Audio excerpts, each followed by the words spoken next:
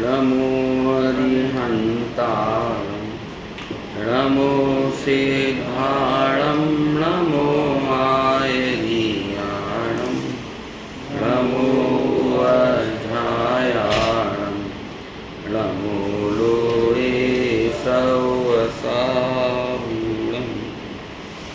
मङ्गलं भगवान् वीरो मङ्गलं गौतमो गणी मङ्गलं कुन्दकुन्दाद्यो जैन धर्मोऽस्तु मङ्गलम् सर्वमङ्गलमाङ्गल्यं सर्वकल्याणकारकं प्रधानं सर्वधर्माणां जैनं जयतु शासनं जैनं जयतु शासनं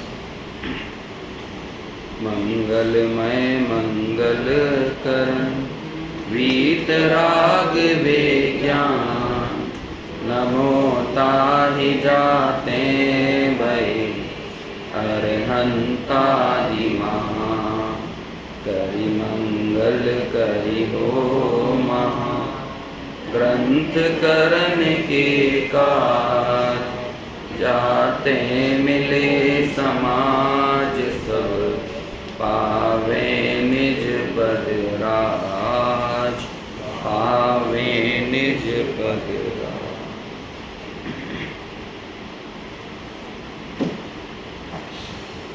पंडित टोडरमल जी द्वारा विरचित मोक्ष मार्ग प्रकाशक ग्रंथ, जिसके 9वें अधिकार में पुरुषार्थ से मोक्ष की प्राप्ति इस विषय पर अपनी चर्चा चल रही है। शिष्य का प्रश्न था कि मोक्ष का जो उपाय है वो कैसे होता है। उस संबंध में प्रश्न किए कि भाई जो 5 समवाय जैन मत में कहे हैं किसी भी कार्य के कारण रूप से, तो उनमें यदि काललब्धि और होनहार से होता है तब तो हमें उपदेश देने की आपको कोई ज़रूरत नहीं है। मोह आदि के क्षयोपशम यानी कर्मों के क्षयोपशम आदि रूप निमित्तों से होता है तब भी उपदेश देने की ज़रूरत नहीं है, क्योंकि जब ऐसा होना होगा तभी होगा, काललब्धि आएगी, भवितव्यता होगी, कर्मों का क्षयोपशम होना होगा। और यदि पुरुषार्थ से होता है ऐसा कहोगे तब तो पुरुषार्थ मतलब जो उपदेश है वो तो सब सुनते हैं, लेकिन फिर भी आप ये बताओ कि उनमें से कितने लोग हैं जो पुरुषार्थ कर पाते हैं। कोई तो कर पाता है और कोई नहीं कर पाता। इसका मतलब काम तो पुरुषार्थ से होता हुआ भी नहीं देखा जा रहा। तो कुल मिलाकर हर तरह से उसने ये कहना चाहा कि आपका उपदेश देना, आपका हमें मोक्ष मार्ग में प्रेरित करना, ये सब व्यर्थ ही है, क्योंकि यदि काललब्धि भवितव्यता से होता है तब भी उपदेश की कोई ज़रूरत नहीं है, और पुरुषार्थ से होता है तब भी उपदेश की ज़रूरत नहीं है, क्योंकि उपदेश आदि ग्रहण करने से काम होता तब तो सबको ही पुरुषार्थ करना चाहिए था। अब देखो टोडरमल जी क्या उत्तर देते हैं और कैसे इस पूरे प्रकरण को आगे बढ़ाते हुए तत्व विचार तत्व निर्णय तक अपनी बात को लेकर जाते हैं। देखिए समाधान पेज नंबर 309। एक कार्य होने में अनेक कारण मिलते हैं, सो मोक्ष का उपाय बनता है। वहाँ तो पूर्वोक्त तीनों ही कारण मिलते हैं, और नहीं बनता वहाँ तीनों ही कारण नहीं मिलते। कौन कौन से तीनों कारण? काललब्धि, भवितव्यता और पुरुषार्थ। यदि मोक्ष का कार्य होगा यानी मोक्ष रूपी उपाय की सिद्धि करने जाएंगे तब वहाँ तीनों ही कारण मिलेंगे, और यदि नहीं होना होगा ना तो एक भी नहीं मिलेगा। तब ये नहीं कह सकते कि भैया 5 में से 5 समवाय में से 2 तो थे हमारे पास और 3 नहीं थे। जब भी काम होगा तो 5 ही होंगे, और नहीं होगा तो 5 ही नहीं होंगे। कोई ना कोई निमित्त पने से भी विद्यमान होगा, कोई ना कोई काल भी होगा, जो कार्य हुआ उस रूप भवितव्यता भी होगी, और जो योग्य पुरुषार्थ की आवश्यकता है वो योग्य पुरुषार्थ भी वहाँ पर होगा ही।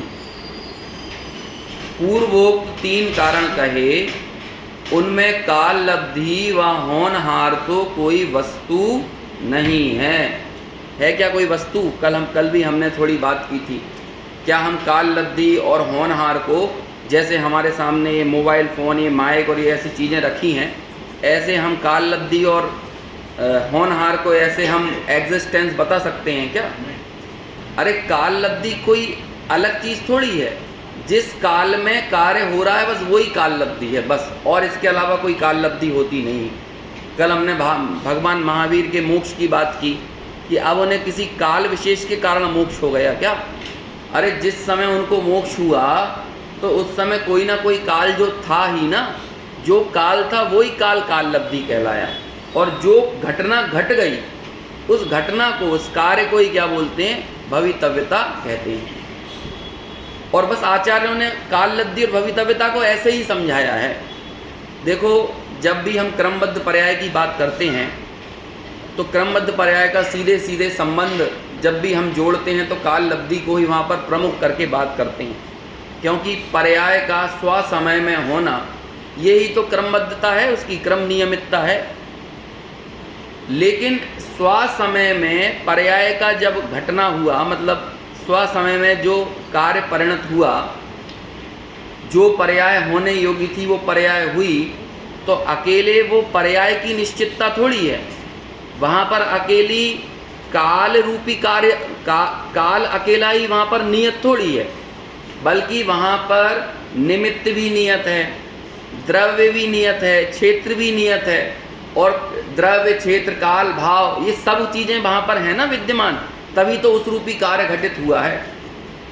जो गाथा हम बोलते हैं क्रमबद्ध पर्याय के सपोर्ट में स्वामी कार्तिकेय की, जम जस जम्मी देसे जीर्ण विहाणेण जम्मी कालम्मी णादम जिणेण नियदम जम्मम बा अहव मरणम बा तम तस् तम्मी देसे तेण विहाणेण तम्मी कालम्मी को सक्कदि वारिंदुम इंदो वा जणिंदो वा।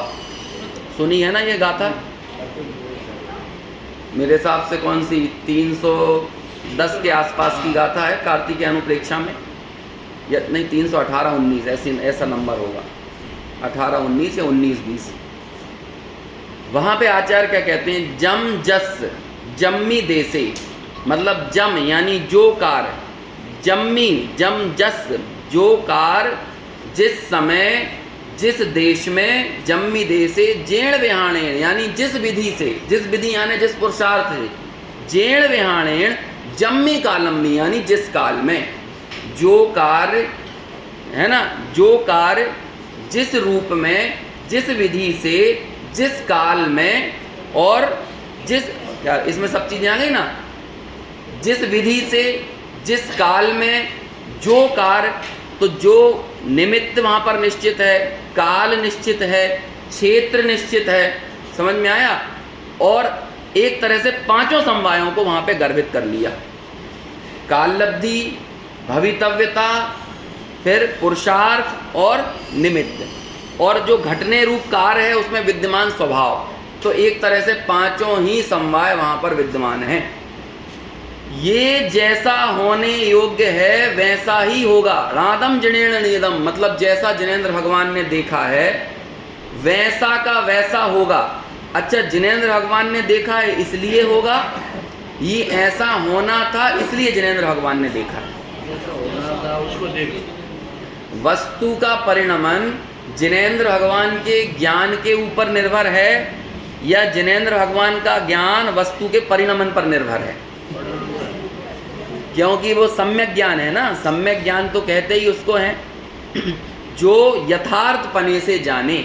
तो यथार्थ पने से जानना ही तब कहलाएगा कि वस्तु का जो परिणमन होने योग्य है उसे वैसा का वैसा देखा जाए, जाना जाए, तब जाकर तो उनके ज्ञान की सम्यक पना है। यदि वैसे देखे नहीं, वैसे जाने नहीं, तो वो मिथ्या ज्ञान नहीं हो जाएगा। मान के चलो कार्य होने की विधि तो कुछ और है और जान कुछ और लें, तो क्या होगा? तब तो वो मिथ्या ज्ञान हो गया। तो केवल ज्ञान सम्यक ज्ञान है कि मिथ्या ज्ञान है? सम्यक ज्ञान है। तो उनका ज्ञान वस्तु के परिणमन के ऊपर निर्भर रहना है। निर्भर मतलब वैसे तो ज्ञेयों के ऊपर ज्ञान निर्भर नहीं है, दोनों ही अपने अपने स्वतंत्र हैं, लेकिन ज्ञान, केवल ज्ञान, सम्यक ज्ञान जैसा वस्तु स्वभाव है उसे वैसा का वैसा झलका देता है। तो जिनेंद्र भगवान के ज्ञान में जिस निमित्त से, जिस पुरुषार्थ से, है ना, जिस विधि से जो परिणमन होने योग्य जो उनके ज्ञान में आया है, वो परिणमन उस विधि से उस क्षेत्र में उस काल में वैसा ही होगा। इसे टालने में ना तो इंद्र समर्थ हैं और ना जिनेंद्र समर्थ हैं। को सक्कदि वारिंदुम इंदोवात है जिनेंदोवा, ना तो इंद्र टाल सकते हैं ना जिनेंद्र टाल सकते हैं। बात 100% सही है। हम लोग क्रमबद्ध पर्याय की जब भी चर्चा करते हैं तो ये वाली गाथा भी स्मरण करते हैं, पर्याय के स्वसमय में होने वाले परिणमन को भी स्वीकार करते हैं। लेकिन आप हमें बस इतना बताओ कि जब भी क्रमबद्ध पर्याय का निर्णय किया गया तो क्रमबद्ध पर्याय की प्रेरणा या शिक्षा या ज्ञान जो हमें दिया जाता है वो पर्याय को देखने के लिए दिया जाता है कि द्रव्य को देखने के लिए दिया जाता है? बोलो। गुरुदेव श्री का एक बहुत प्रसिद्ध वाक्य है जिसमें क्रमबद्ध पर्याय की बात तो आई, लेकिन दृष्टि कहाँ होना चाहिए ये बात भी आई। गुरुदेव ने कहा कि जब स्वभाव के सन्मुख होकर पर्यायों की क्रमबद्धता का निर्णय किया जाए तो जीव के भव उड़ जाते हैं। सुना है कि नहीं ये वाक्य? क्या वाक्य है पूरा? जब स्वभाव के सन्मुख होकर पर्यायों की क्रमबद्धता का निर्णय किया जाए तो भव उड़ जाते हैं। भव उड़ जाते हैं मतलब भवों का अभाव हो जाता है, ज़्यादा भव रहते नहीं हैं। लेकिन अब आप यहाँ पे बताओ, दृष्टि कहाँ पर थी, सन्मुखता कहाँ पर थी? सन्मुखता समझते हैं ना, जिस तरफ हम देख रहे हैं वही तो सन्मुखता है। पर्याय की क्रमबद्धता का किया निर्णय, लेकिन सन्मुख कहाँ पर है? कहाँ पर सन्मुख है? स्वभाव की तरफ। देखो सिंपल बात यह है, जब भी हमारी अनादिकाल से दृष्टि पर्यायों पर है, और सिर्फ दृष्टि पर्याय पर नहीं है बल्कि हम उसे हेर फेर भी करना चाहते हैं। हम यही तो कोशिश करते हैं ना कि ऐसा काम क्यों हो रहा है, ऐसा ना हो कि ऐसा हो जाए, या कोई बाद में होने वाला काम है वो जल्दी हो जाए, जल्दी होने वाला काम है वो बाद में हो जाए। यही तो हम कोशिश करते हैं। जब भी हम पर्याय को देखते हैं तो हमारा पूरे समय कर्तृत्व का अहंकार यही चलता रहता है कि मैं इस पर्याय को ऐसे बदल दूं, इस पर्याय को ऐसे बदल दूं। यही हमारे दिमाग में फितूर छाया रहता है। तो जब हमने आगम का अभ्यास किया, जब हमने केवली भगवान के द्वारा प्रतिपादित मार्ग को जाना, समझा, सीखा, तो हमें क्या बात पता चली, किस बात का पुख्ता निर्णय हुआ? तब हमें ये पता चला कि भैया पर्यायों में एक रत्ती भर भी, रंच मात्र भी परिणमन करा पाना ये जीव के हाथ में नहीं है। परद्रव्य की पर्यायों को तो छोड़ो, स्वद्रव्य की पर्यायों में भी कोई जबरदस्ती का परिणमन नहीं किया जा सकता। जब ये बात समझ में आई तो अभी तक हम कहाँ देख रहे थे? पर्यायों की तरफ। अब लोक में भी ऐसा होता है कि नहीं? जैसे हमें मालूम चल जाए कि भैया यहाँ पे तुम कुछ भी कर लो, यहाँ कुछ भी बदलाव होने वाला नहीं है। जैसे सोमवार के बाद मंगलवार, मंगलवार के बाद बुधवार, बुधवार के बाद गुरुवार आएगा, तो हम लोगों को बहुत ज़्यादा दिमाग लगाते हैं क्या इसमें? अरे थोड़ा गुरुवार को खींच के ऐसा करें, सोमवार के पहले लेके आ जाते हैं, है ना। संडे को ऐसा करते हैं, सोमवार के बाद फिर रविवार, फिर है ना उसके बाद फिर मंगलवार, क्योंकि रविवार छुट्टी का दिन होता है ना।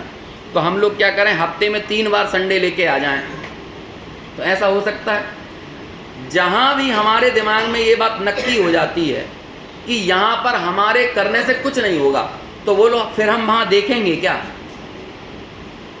जैसे घर में एक पुत्र ऐसा हो जिस पे हमारी बिल्कुल ना चलती हो, और एक हमारी बात मानता हो, 2 पुत्रों में से। तो अब बोलो हम क्या करते हैं? एक समय के बाद ऐसे ही करते हैं ना। अब भैया जिस पे हमारी कुछ चलती नहीं है उससे मतलब ही छोड़ो ना, उसे देखना ही बंद करो। जो हमारे अनुकूल कर रहा है काम, हमारे अनुसार चल रहा है, जिस पर दृष्टि करने से हमें कुछ लाभ हो, तो हम हमारे घर में भी उस पुत्र की तरफ देखने लगते हैं जिस पे देखने से या जिसकी प्रीति से हमें कुछ लाभ होता है। तो हमने दूसरे को क्यों छोड़ दिया? क्योंकि उस पर हमारी चलती नहीं है, सीधी बात है। ऐसे ही पर्यायों पर हमारी कुछ चलती नहीं है, तो जब क्रमबद्ध पर्याय से निर्णय कर लिया ना कि यहाँ पर हमारी कुछ चलने वाली नहीं है, तो बोलो स्वयमेव क्या काम होगा? पर्यायों को देखना बंद हो जाएगा। अनादिकाल से द्रव्य को देखा, पर्याय को, वो द्रव्य को नहीं देखा, पर्याय को ही देखा, पर्याय में ही हेर फेर करने की कोशिश की। आज जब हमें ये निर्णय हुआ कि पर्यायों का हेर फेर करना मेरे हाथ में नहीं है, तो हमने स्वयमेव दृष्टि कहाँ पर डाली? जिस पर अनादिकाल से दृष्टि नहीं थी, ऐसे उस त्रिकाली द्रव्य को देखा। तो बोलो, पर्याय का निर्णय किस लिए करना? काल लब्धि का निर्णय किस लिए करना? काल लब्धि को देखने के लिए नहीं करना, बल्कि किस लिए करना? अपने स्वभाव की तरफ दृष्टि करने के लिए करना। समझ में आया? इसलिए यहां पर टोडरमल जी कह रहे हैं कि काल लब्धि और भवितव्यता तो कोई वस्तु ही नहीं है, कोई उनका एग्जिस्टेंस नहीं है।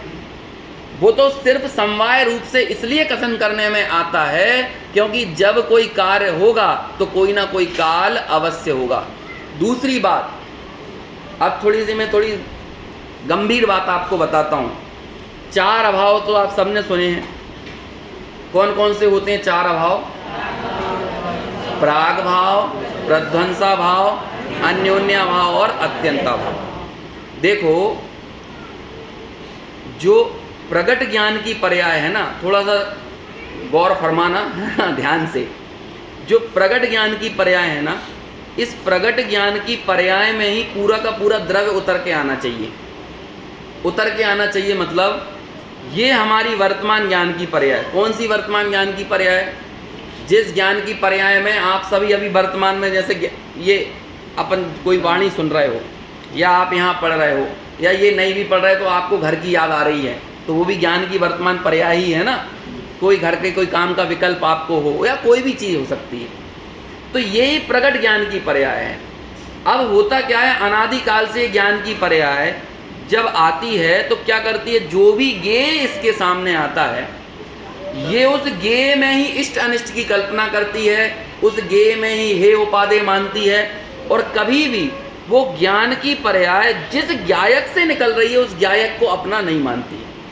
उसका कोई एकत्व नहीं, उसका कोई श्रद्धा नहीं, कोई उसमें क्या कहते हैं, उसकी कोई किसी तरह की प्रीति नहीं। काम कहाँ पे होना है, देखना, क्रम से चलना। मैं आपको फिर बताऊंगा चार अभाव का कॉन्सेप्ट किस लिए है, क्रमबद्ध पर्याय किस लिए, ये बात तब आपको समझ में आई। काम कहाँ पे होना है? प्रगट ज्ञान की पर्याय में। समझ में आया? अब आप मुझे उत्तर दो, प्रगट ज्ञान की पर्याय कितने देर की होती है? एक समय की होती है। सम्यक दर्शन के लिए भी क्या करना है? वो एक समय के लिए जो ज्ञान की वर्तमान पर्याय में ज्ञायक के साथ एकत्व स्थापित होगा ना, जो कि अनादिकाल से कितने समय बीत गए, लेकिन वो ज्ञान की पर्याय एक समय के लिए भी अपने ज्ञायक के प्रति समर्पित नहीं हुई, या उसने ज्ञायक में अहम स्थापित नहीं किया। यही जो हमारी प्रगट ज्ञान की पर्याय हो रही है।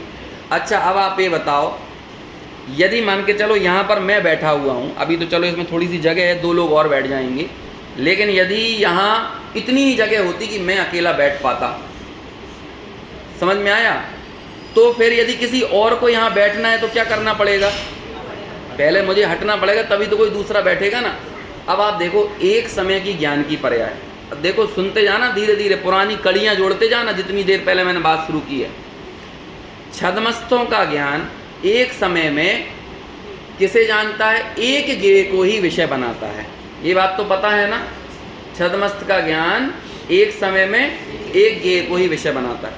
अब अभी वो ज्ञान की पर्याय पे दूसरे ज्ञेय बैठे हुए थे कि नहीं?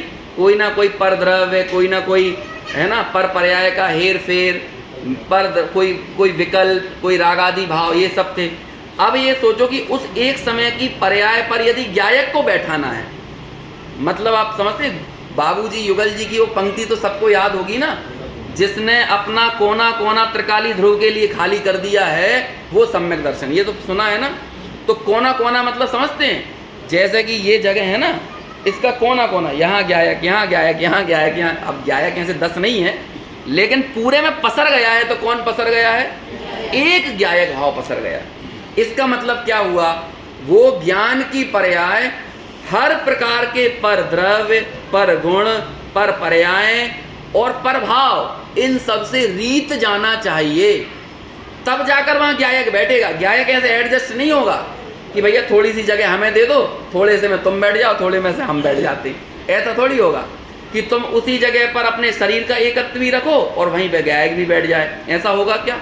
उसी जगह पे तुम दुकान, घर, गृहस्थी, परिवार संबंध, मकान, दुकान, है ना, क्रोध, मान, माया, लोभ, राग, द्वेष, मोह, इन सबको भी बिठा ले रहा हो और वहीं पर ज्ञायक बैठ जाए। ऐसा हो सकता है क्या? इट मीन्स, इसका मतलब क्या हुआ कि ज्ञान की वर्तमान पर्याय पूर्ण रूपेण, पूरी तरह से पर द्रव्य के कर तत्व से रीत जाना चाहिए, खाली हो जाना चाहिए। इसे खाली करने के कॉन्सेप्ट का नाम है चार अभाव। कैसे? देखो क्या होता है। प्राग भाव में क्या हुआ? वर्तमान पर्याय लेना किसको है? वर्तमान पर्याय। वर्तमान पर्याय में पूर्व पर्यायों का अभाव, ठीक है। प्रध्वंसा भाव मतलब क्या हुआ? वर्तमान पर्याय में आगामी भविष्य की प्रत्येक पर्याय का अभाव। हमने वर्तमान पर्याय को सारी पूर्व की पर्यायों के कर्तृत्व से रीत खाली कर दिया। हमने वर्तमान पर्याय को सारी आगामी पर्यायों के कर्तृत्व से रीता कर दिया। और ये सब काम किसमें हो रहा था? स्वाद्रव्य में। स्वाद्रव्य की, जीव की सारी पूर्व पर्यायों का वर्तमान पर्याय में अभाव, जीव की वर्तमान पर्याय में सारी आगामी पर्यायों का अभाव। अब हम हमारे स्वयं के ही आगामी पर्यायों के कर्तृत्व से भी वर्तमान ज्ञान की पर्याय रीत गई। वर्तमान ज्ञान की पर्याय पूर्व के सारे कर्तृत्व से भी रीत गई, ठीक है ना। अब देखो, एक है अन्योन्याभाव। ये क्या होता है? एक पुद्गल द्रव्य की वर्तमान पर्याय का दूसरे पुद्गल द्रव्य की वर्तमान पर्याय में अभाव। इसमें अकेला पुद्गल द्रव्य क्यों लिया? क्योंकि हम सबसे नजदीकी से यदि किसी के कर्तृत्व से घिरे हुए हैं तो वो कौन सा है? पुद्गल। हम और आप में कभी ऐसा भाव नहीं आता कि मैं धर्म द्रव्य का करता हूँ, अधर्म द्रव्य का करता हूँ, आकाश का, काल का, ऐसा तो भाव नहीं आता। किसका आता है सबसे पहले हमको भाव? पुद्गल का। तो जब हमारे दिमाग में ये स्पष्टता आ गई कि भाई एक पुद्गल द्रव्य जब दूसरे पुद्गल द्रव्य की वर्तमान पर्याय का कर्ता नहीं है, तो मैं तो दूसरा द्रव्य हूं ना, और मैं कैसे पुद्गल द्रव्य का कर्ता हो सकता हूं? और इस बात को बताने वाला तुरंत कौन सा अभाव आ गया? अत्यंताभाव। अरे जब एक पुद्गल द्रव्य ही वर्तमान के दूसरे पुद्गल द्रव्य की वर्तमान पर्याय का कर्ता नहीं, और पुद्गल द्रव्य मतलब क्या होता है? एक होता है शुद्ध पुद्गल और एक होता है अशुद्ध पुद्गल। शुद्ध पुद्गल बोलते हैं परमाणु को, और स्कंद को बोलते हैं अशुद्ध पुद्गल, क्योंकि स्कंद जो है मिलावटी है। इसका मतलब जो स्कंद हुआ ना, वो क्या हुआ? वो वास्तव में लग रहा है हमको एक पुद्गल, लेकिन वो समान जातीय बंध पर्याय है, वो शुद्ध पुद्गल नहीं है। जैसे ये मोबाइल फोन है, ये क्या है? ये अशुद्ध पुद्गल है कि शुद्ध पुद्गल है? ये जो शरीर है ये कैसा है? अशुद्ध पुद्गल है, क्योंकि स्कंद है, नाना परमाणुओं से मिलकर ये बना हुआ है। वो कहते हैं कि एक पुद्गल द्रव्य मतलब समझ गए क्या? एक परमाणु की वर्तमान पर्याय दूसरे परमाणु की वर्तमान पर्याय की कर्ता नहीं। अब सोचो, जब एक परमाणु दूसरे परमाणु का कुछ नहीं कर सकता, तो हम तो पूरी मिली जुली अवस्थाओं के कर्ता बनने की गुस्ताखी करते हैं। कितने दूर का संबंध है, समझ रहे हो आप? कितने दूर का। जैसे मैं शरीर का संचालन कर सकता हूं, अब मेरे को याद तो बहुत सारी चीजें आ रही हैं, लेकिन फिर हमारे इस विषय से हम दूर चले जाएंगे, इसलिए मैं उस तरफ नहीं जाऊंगा। बहुत दूर का संबंध है। टोडरमल जी का एक वाक्य बहुत गहरा अर्थ वाला है, हमने सुना कई बार होगा, लेकिन हमने उसकी गहराई नहीं विचारी होगी। वो शब्द, वो वाक्य है, निमित्त नैमित्तिक संबंध बहुत घने हैं। और समय सार की चोट यदि किसी चीज पर है ना, वो किस पर है? निमित्त नैमित्तिक संबंध को कर्ता कर्म संबंध मानने की भूल। निमित्त नैमित्तिक को निमित्त नैमित्तिक माना जाए तो कोई दिक्कत नहीं, लेकिन निमित्त नैमित्तिक में कर्ता कर्म संबंध स्थापित कर लिया जाए तो ये बहुत बड़ी भूल है। समझ में आया? और निमित्त नैमित्तिक संबंध किन में होगा? जब भी निमित्त की बात होगी, कल बात चली थी मूल कॉन्सेप्ट, निमित्त किन में होता है? एक द्रव्य में कि दो द्रव्य में? संयोगी में, दो द्रव्यों में। समझ में आया ना? स्वभाव में कोई निमित्त नैमित्तिक संबंध नहीं है, लेकिन जब पर द्रव्य का जो कर्तृत्व देखने में आता है, इसमें कौन आ गया? निमित्त नैमित्तिक संबंध। अब देखो आप, अन्योन्याभाव उसने भी हमें पुद्गल द्रव्य के कर्तृत्व से रीता कर दिया। ज्ञान की ये पर्याय जिस पर ज्ञायक को बैठना है, समझ में आया ना, ये ज्ञान की प्रकट पर्याय। अब ये ज्ञान की प्रकट पर्याय इतनी निर्भर कि इसे पहले के कुछ करने का विकल्प नहीं। ज्ञान की ये प्रकट पर्याय इसे बाद का कुछ करने का विकल्प नहीं। ज्ञान की ये प्रकट पर्याय इसे पुद्गल द्रव्य के वर्तमान में कुछ हेर फेर का विकल्प नहीं। और ज्ञान की ये प्रकट पर्याय इसमें किसी भी परद्रव्य के करने के विकल्प का भी अभाव। अब ये बताओ, इस रीति हुई ज्ञान की पर्याय में स्वयमेव कौन उतर के आएगा? क्योंकि सुनो, ज्ञान कभी गे से रीतेगा नहीं। ज्ञान में गे कोई ना कोई आएगा ही। छदमस्थों का ज्ञान एक समय में एक विषय, एक गे को विषय बनाता है। अब जब इस ज्ञान की वर्तमान पर्याय में सारे परगेयों का लक्ष्य चला गया तो स्वयमेव इस ज्ञान की पर्याय का लक्ष्य किसकी तरफ आ गया? बोलो, चार अभाव का कॉन्सेप्ट किसके लिए है? पर्याय को देखने के लिए है कि त्रिकाली ध्रुव को देखने के लिए? अब बताओ, ये बात कभी किसको समझ में नहीं आई? किसको देखना है? ऐसे ही आप ये बताओ, जब हम पर्यायों की क्रमबद्धता की बात करते हैं तो अभी तक ये ज्ञान की वर्तमान पर्याय किसे देख रही थी? पर्यायों को। लेकिन जब इसने ये नक्की कर लिया, ये निर्णय कर लिया कि पर्यायों का हेर फेर, पर्यायों का क्रम भंग करना, पर्यायों में कुछ भी सुधार बिगाड़ कर पाना, ये मेरे हाथ में नहीं है, तो ये ज्ञान की वर्तमान पर्याय सर्व प्रकार की पर्याय दृष्टि से हट गई। तो स्वयं इस ज्ञान की वर्तमान पर्याय में कौन उतर के आ गया? ज्ञायक उतर के आया। इसीलिए गुरुदेव श्री बोलते हैं, जब स्वभाव के सन्मुख होकर पर्यायों की क्रमबद्धता का निर्णय किया जाए तो भव उड़ जाते हैं। समझ में आए? क्रमबद्ध पर्याय पर्यायों को देखने के लिए नहीं है, चार अभाव अन्य द्रव्यों को देखने के लिए नहीं है। ये सब कुछ किसे देखने के लिए है? एक ज्ञायक को देखने के लिए है।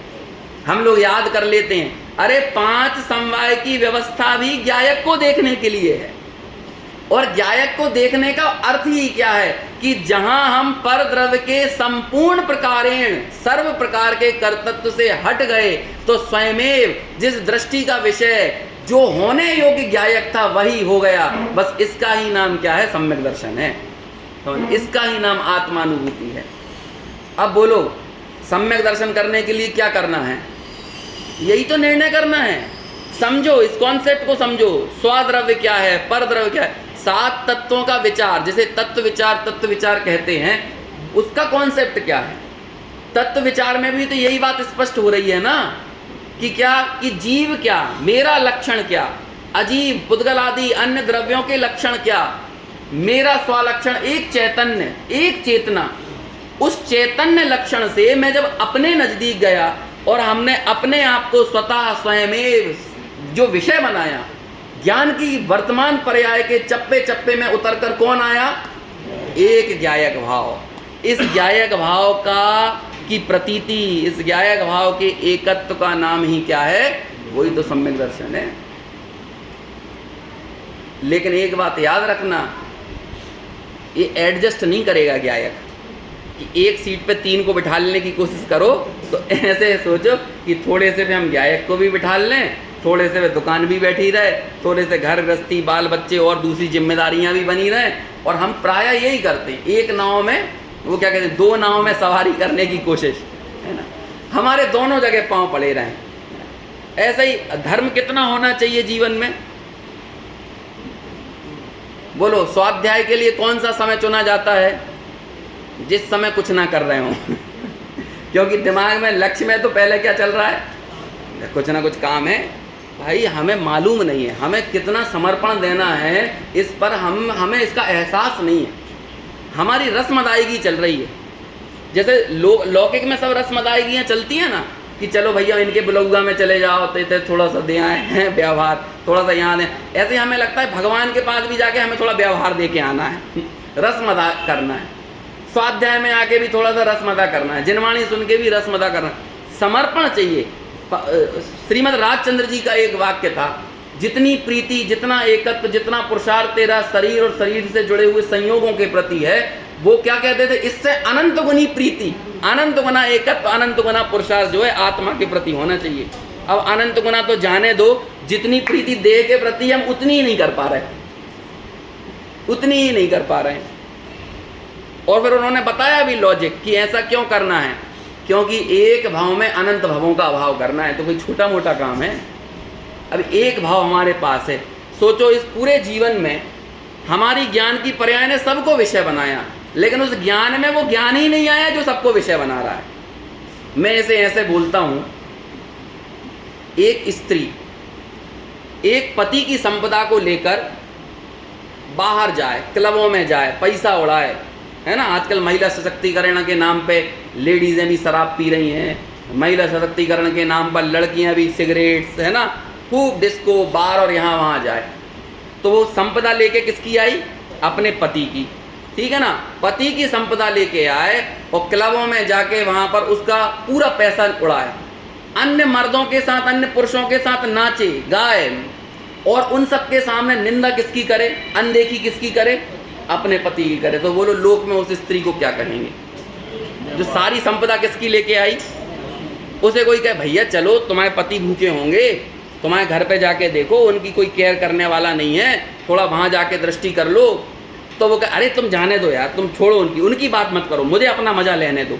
वो ऐसा करे तो बोलो वो स्त्री कैसी कहलाएगी? हैं? सच्चरित्रवंत की दुष्चरित्रवंत, शीलवती की कुशीलवती। ऐसे ही ये ज्ञान की प्रकट पर्याय अपना सारा वैभव ज्ञायक का लेकर आती है, लेकिन जब ज्ञायक का सारा वैभव लेके ज्ञान की पर्याय आती है, लेकिन उसके चप्पे चप्पे में ज्ञायक की कोई खबर नहीं होती है, और वो कहाँ उलझ जाती है? किसी न किसी विषय में, किसी न किसी कषाय में। और अनदेखी निरंतर किसकी करती है? अवहेलना किसकी करती है? ज्ञायक की करती है, जिसका सर्वस्व लेके आई है। वो जो क्लबों में नाचने वाली महिला है, वो पूरा चप्पे चप्पे जो ATM, credit card, debit card, वो सब किसके लेके आई है? वो पति के लेके आई। उस पैसे से जश्न मना रही है, उछल रही है, कूद रही है, लेकिन निरंतर अनदेखी किसका कर रही है? अवहेलना किसकी कर रही है? पति की कर रही है। जैसे वो स्त्री को हम शील रहित कहते हैं, ऐसे ही ये प्रगट ज्ञान की पर्याय जिसके चप्पे चप्पे में कौन था? जिसने किसका वैभव लेके आई थी? जो ज्ञायक का वैभव लेके आई थी, लेकिन उसके चप्पे चप्पे में कहीं पे भी ज्ञायक नहीं है। समझ में? तो ऐसी उस पर्याय को क्या कहेंगे? वो भी तो शील रहित है। समझ में आया? और बात बस इतनी सी है कि वो जो ज्ञायक का वैभव लेकर, मतलब ज्ञायक से उपजी हुई ज्ञान की पर्याय है, उस ज्ञान की पर्याय में वो ज्ञायक आ जाए, इसका ही नाम आत्मानुभूति है, इसका ही नाम मोक्ष मार्ग है। और आपसे कौन सी हम अलग से गुजारिश कर रहे हैं कि आपको और हमको और दूसरा कोई काम करना है? हम बस इतना ही तो कह रहे हैं, भाई हे ज्ञान की पर्याय, तू जिसकी है, तू थोड़ा समर्पण उसके लिए ही दिखा दे। एक समय के लिए तू उसका समर्पण दिखाएगी ना, और बाद में क्या होगा? पति का वैभव लेके आई हुई स्त्री शराब पी के अन्य पुरुषों के साथ नाचे गाए, तो कालांतर में क्या होगा? वो तो सब उसका दुरुपयोगी करेंगे ना। मान के चलो नशे में जाके वो कहीं नाली में पड़ी हुई हो, एक्सीडेंट करके कहीं पर अपनी गाड़ी ठोक दे, है ना, शराब के नशे में, तो क्या होगा? बोलो कौन आएगा उसके उन दुखों को दूर करने के लिए? कोई पराया व्यक्ति आएगा? जिसकी अनदेखी करके वो दुखी थी, बस एक बार उसकी तरफ देख ले तो उसका शील सुरक्षित रह जाएगा, वो सुरक्षित रह जाएगी और उसके सारे दुख दूर हो जाएंगे। ऐसे ही ज्ञान की पर्यायों की इस जो वर्तमान पर्याय, जो प्रगट पर्याय, जो निरंतर परद्रव्य को विषय बनाकर अनंतों दुख उठा रही है, इसके दुखों को दूर करने कौन आएगा? लेकिन वो ज्ञायक इतना निष्प्रह है, लोक के किसी सीधे साधे पति की तरह निरंतर वो ज्ञान की पर्याय उसकी अवहेलना कर रही है, लेकिन वो एक बार भी जब उसकी तरफ देखेगी तो वो ज्ञायक अपना सर्वस्व उस पर लुटा देगा। वो ये नहीं देखेगा कि तूने अनंत काल तक मेरी अवहेलना की है तो मैं भी थोड़े से नखरे खा लूँ, है ना। वो ऐसा नहीं करेगी। आपको समय सार की 49वीं गाथा की टीका, उसकी एक पंक्ति को मैं याद दिलाना चाहूँगा। मालूम उसमें ज्ञायक के लिए क्या कहा? ज्ञायक के लिए जिसने अपना सर्वस्व भेद ज्ञानियों पर समर्पित कर दिया है। अब पढ़ना 49वें गाथा की टीका, क्या कहा? कैसा है ज्ञायक? अरस अरूपम गंधम वाली जो गाथा है ना, छेदना गुणम असद्दम, ये वाली, यहाँ पर कहा है कि उस चैतन्य तत्व ने, उस गायक ने अपना सर्वस्व किस पर समर्पित कर दिया है? भेद ज्ञानियों पे। अच्छा ये बताओ उसका सर्वस्व क्या है? अनंत दर्शन, अनंत ज्ञान, अनंत सुख, अनंत वीर, ये था उस गायक का सर्वस्व। लेकिन उसका मजा कौन लूटेगी? भेद ज्ञानी, मतलब भेद ज्ञान की पर्याय। और भेद ज्ञानी अपणो अप्पा, आत्मा के लिए आत्मा उपादेय है, नियमसार की 38वीं गाथा की टीका। तो वहां पर एक आत्मा है द्रव्य और एक आत्मा है पर्याय। सुनिए कि नहीं गाथा? जीवादि बहिर तच्चम हेयम उपादेयम अपणो अप्पा। जीवादि ये सब बहिर तत्व हैं और आत्मा के लिए बस आत्मा उपादेय है। अब ये दो आत्मा कौन कौन सी हैं? कौन सी है? एक आत्मा विषय बनाने वाली और एक आत्मा स्वयं विषय। समझ में आया? आत्मा के लिए आत्मा उपादेय है। तो एक आत्मा मतलब भेद ज्ञान की पर्याय और एक आत्मा जिसका भेद ज्ञान करके जिसका ग्रहण किया गया है, जिसे उपादेय बनाया गया। एक बात बताओ, आगे बढ़ने से पहले अभी तक जो कह रहे हैं वो थोड़ा बहुत समझ में आ रहा है कि नहीं? तो भाई जिसने अपना सर्वस्व, उस गायक ने अपना सर्वस्व भेद ज्ञानियों को समर्पित कर दिया है। इस चीज में एक और चीज शामिल है जिसको अमृतचंद्राचार्य ने नहीं लिखा, वो हमें समझना पड़ेगा, वो बिटवीन द लाइन्स है ना? क्या है वो? जिस गायक ने अपना सर्वस्व भेद ज्ञानियों को समर्पित कर दिया, तो भेद ज्ञानियों ने भी तो अपना सर्वस्व गायक को समर्पित किया है। मतलब ज्ञान की प्रकट पर्याय ने भी अपना सर्वस्व गायक को समर्पित किया, तब जाकर गायक ने अपना सर्वस्व किसे समर्पित कर दिया? तो इसका मतलब वो गायक एडजस्ट नहीं करेगा, वो तो कहेगा कि मेरा सब कुछ तेरा, लेकिन तुझे बस कितना करना है कि तुझे अपना सर्वस्व मुझे मान लेना है, बस इतना ही तो करना। तो ज्ञान की जो प्रकट पर्याय है वो परद्रव्य के कर्तृत्व से इतनी रीत जाना चाहिए कि उसमें गायक के अतिरिक्त और कोई ना हो। इसका नाम है, जो बाबूजी कहते थे कि जिसने अपना कोना कोना किसके लिए खाली कर दिया? एक त्रिकाली ध्रुव गायक के लिए खाली कर दिया। यहाँ एडजस्टमेंट नहीं चलेगा, यहाँ मत मलाओ। दो आपके पास यहाँ पर ऐसा नहीं है कि बाजार में गए, भैया कौन सा आम है, कि कलमी नहीं है तो बादामी दे दो, बादामी नहीं है तो हापुस दे दो, हापुस नहीं है तो लंगड़ा दे दो। ऐसा नहीं चलेगा। यहाँ पे एक तरफ जहर है और एक तरफ अमृत है। यहाँ पे ऑप्शंस नहीं है, एडजस्टमेंट नहीं है कि चलो घर में मेहमान बैठे हैं तो भैया ठीक है जो आम दे दो जो मिल रहा है, ऐसा नहीं चलेगा। ऐसे ही ठीक है, अब आत्मा नहीं मिल रहा तो ठीक है राग दे दो, है ना? ज्ञान नहीं मिल रहा तो राग दे दो, ये नहीं मिल रहा तो द्वेष दे दो। ऐसा एडजस्टमेंट नहीं चलेगा। ये गायक के साथ एडजस्टमेंट वाली बात नहीं है। तुम इसे अनंत काल से भले इसका तिरस्कार करते रहो, लेकिन एक समय के लिए जब अपना सर्वस्व इस पर समर्पित करोगे, ये गायक उसी समय अपना सर्वस्व इस पर लुटा देगा, लेकिन एडजस्टमेंट नहीं करेगा। ये द्वंद्व में नहीं रहेगा, द्वंद्व में नहीं कि ये मेरा है कि नहीं है, इसे मैं श्रद्धा करूं कि नहीं करूं, ऐसा द्वंद्व नहीं चलेगा यहाँ पे। समझ में आया? और वास्तव में हम हमारे उस द्वंद्व को मिटाने के लिए भगवान के पास आते हैं, द्वंद्व को मिटाने के लिए ही जिनवाणी के पास आते हैं, द्वंद्व को बनाए रखने के लिए थोड़ी आते हैं। भगवान का भी जब दर्शन करते हैं तो किस लिए करते हैं? वो द्वंद्व मिटे। अरे हम पढ़ते हैं वो सकल के गायक तदपि वाली पंक्तियां याद है कि नहीं? क्या बोलते हैं? तुमको बिन जाने जो कलेश पाए सो तुम जानत जिनेश, है ना? फिर क्या है? पशु नारक नर सुर गति मंझार भव धर धर मरियो अनंत बार। और फिर देखो आगे, अब काल लब्धि बल ते दयाल तुम दर्शन पाए भयो खुशाल। और फिर क्या है? मन शांत भयो मिटी सकल द्वंद्व। क्या बोला हमने? वहां भी काय के लिए आए? शांत हुआ मन और क्या हो गया? मेरे द्वंद्व मिट गए। क्या द्वंद्व था? क्या द्वंद्व था? अरे ये द्वंद्व था जब मैं दुकान पे बैठता था और करोड़ों की गड्डियां गिनता था ना, तब मुझे लगता था सुख तो यही है। लेकिन शाम को जब आपके पास आ जाता तो यही चलता रहता, मैंने जो स्वाध्याय में सुना वो सही है कि दुकान पे जो आने वाली नोटों की गड्डियां सही है? क्या सही है? क्या सही है? कहाँ आनंद है? यही तो जीवन में द्वंद्व चल रहा है कि मैं जब भोजन की थाली पे बैठा और बढ़िया बढ़िया मिष्ठान पकवान खाए तो लगा आनंद तो यही है, पता नहीं मोक्ष में मिलेगा कि नहीं। आनंद तो यही है। ऐसे कितने द्वंद्व हैं। जब बाल बच्चे हमारे से छाती से चिपकते हैं तो वो जो उनके प्रति प्रीति का भाव जागृत होता है तो लगता है आनंद तो यही है, और ऐसा आनंद कहाँ मिलेगा है। लेकिन फिर लगता है जिनवाणी में तो ऐसा कहा है, हमारे आचार्य तो ऐसा कहते हैं, विद्वान तो ऐसा कहते हैं। तो अब ये क्या चल रहा है, द्वंद्व में गाड़ी चल रही है, लेकिन द्वंद्व में ज्ञायक नहीं आएगा आपके भीतर। लेकिन क्या हुआ, जब भगवान के सामने बैठा, उनकी शांत वीतरागी मुद्रा को देखी और देखा कि हाथ पे हाथ धरकर नासाग्र दृष्टि में वे मात्र एक गायक को लक्ष्य बनाकर, कैसे लक्ष्य बना रहे हैं, सकल गे गायक तदपि निजानंद रसलीन, कि सारे गे उनके ज्ञान में झलक रहे हैं, लेकिन उन्हें आनंद किसका है। अरे केवली के ज्ञान में सब कुछ है, लेकिन कोई द्वंद्व नहीं। उन्हें लग रहा है कि देखने योग्य तो कोई है, तो वो कौन, एकमात्र गायक। तो मेरे तो ज्ञान में सब नहीं है, लेकिन तब भी मेरे को कितना द्वंद्व पड़ा हुआ है। मैंने जब उनकी प्रशांत मुद्रा देखी, उनकी आनंदमय मुद्रा देखी, तो मुझे इस बात का यकीन हुआ, क्या, कि प्रभु सुख तो यही है, आनंद तो ये ही है। और ऐसे आनंद सुख, ऐसी मुद्रा की प्रतीति करके मेरे चित्त में भी मेरी क्लियरिटी हो गई, सारे डाउट्स क्लियर हो गए।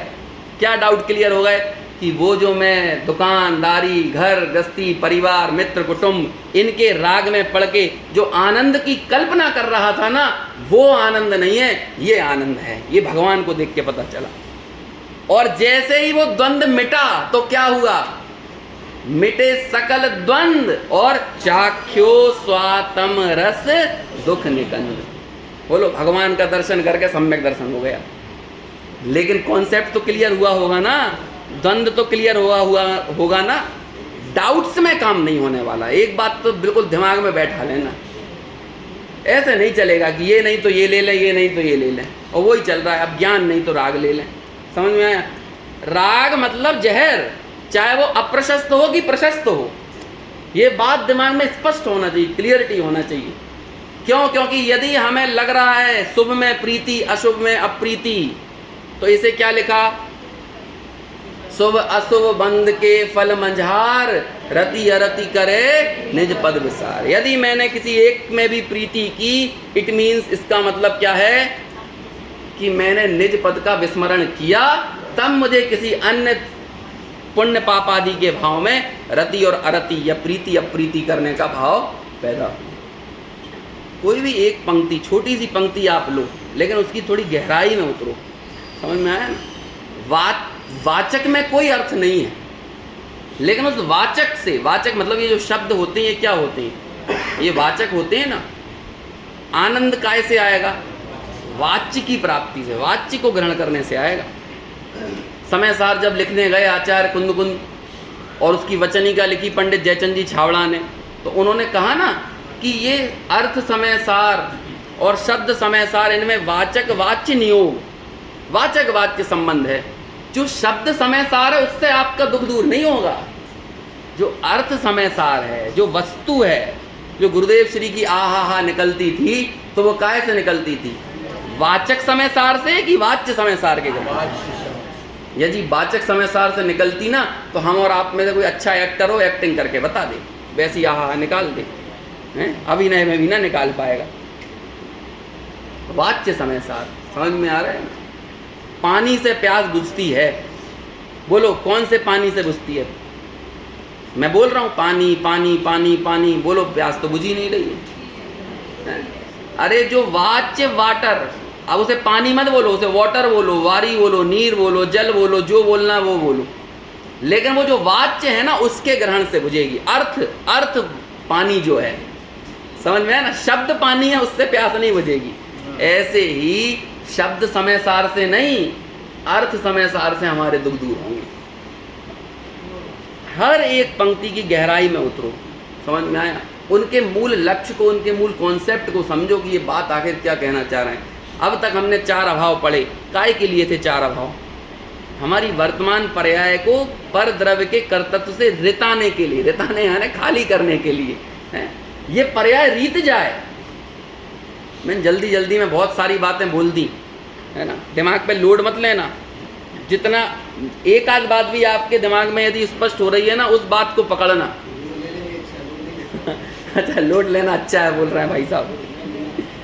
हाँ, दिक्कत तो यही होती है कि हम यहाँ से सुनते हैं, इसका लोड नहीं लेते हैं, बाकी दुनियादारी का बहुत लोड ले लेते हैं।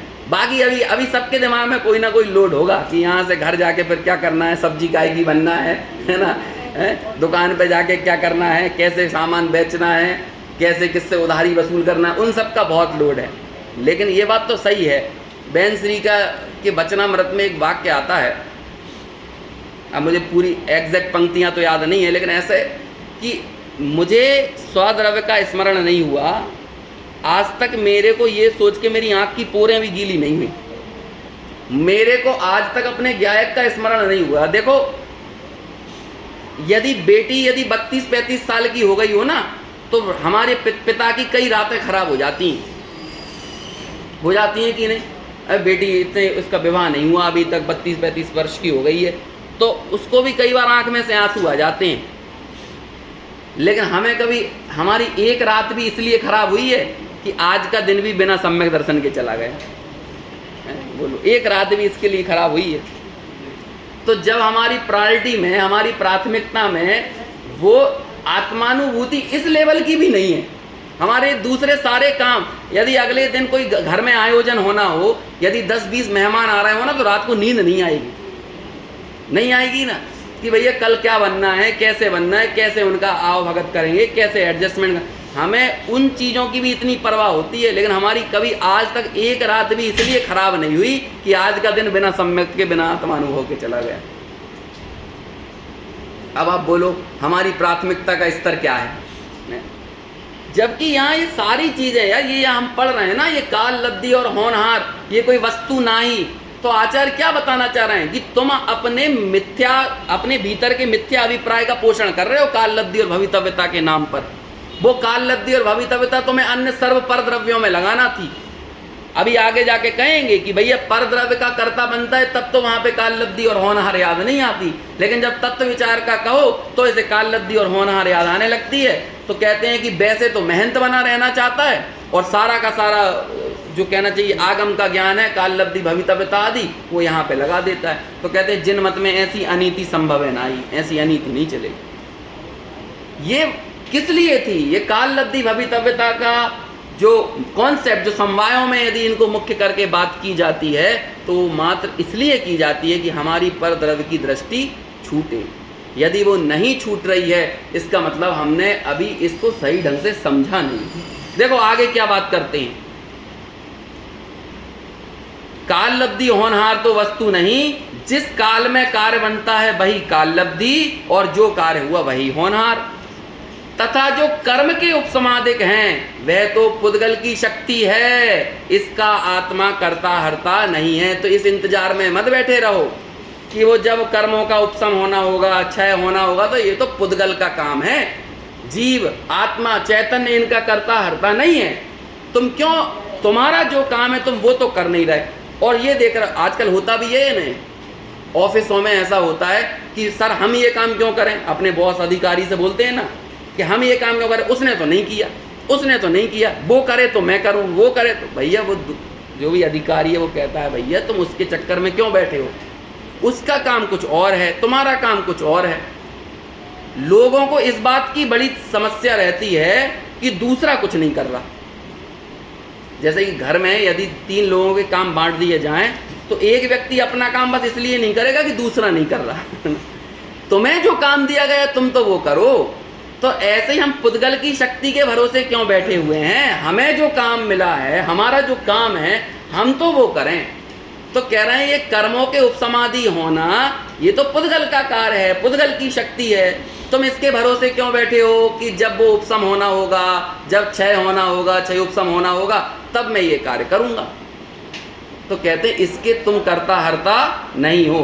देखो अब आगे, तथा पुरुषार्थ से उद्यम करते हैं, सो यह आत्मा का कार्य है। इसलिए आत्मा को पुरुषार्थ से उद्यम करने का उपदेश देते हैं। समझ में आया? क्या है आत्मा का काम? उसका नाम ही है पुरुषार्थ। पुरुष यानी क्या होता है? ये मेल नहीं होता, पुरुष यानी, है ना, पुरुष यानी मेल, महिला यानी फीमेल। आगम में, शास्त्रों में, संस्कृत में जब आप प्राचीन व्युत्पत्ति पर जाओगे तो वहां पर क्या मिलेगा? पुरुष मतलब आत्मा। अर्थ यानी प्रयोजन, आत्मा का जो प्रयोजन सो पुरुषार्थ। तो आत्मा का क्या प्रयोजन, उसकी चर्चा भी आगे आएगी। पुरुषार्थ करना आत्मा का कार्य है, इसलिए उसे क्या उपदेश देते हैं, पुरुषार्थ का, कि भैया काल लब्धि और होनहार के चक्कर में ना बैठो, उसमें तुम कुछ नहीं कर सकते। निमित्त के भरोसे मत बैठो, वहां तुम कुछ नहीं कर सकते। स्वभाव तो त्रिकाली है ही, वहां भी तुम्हें कुछ नहीं करना।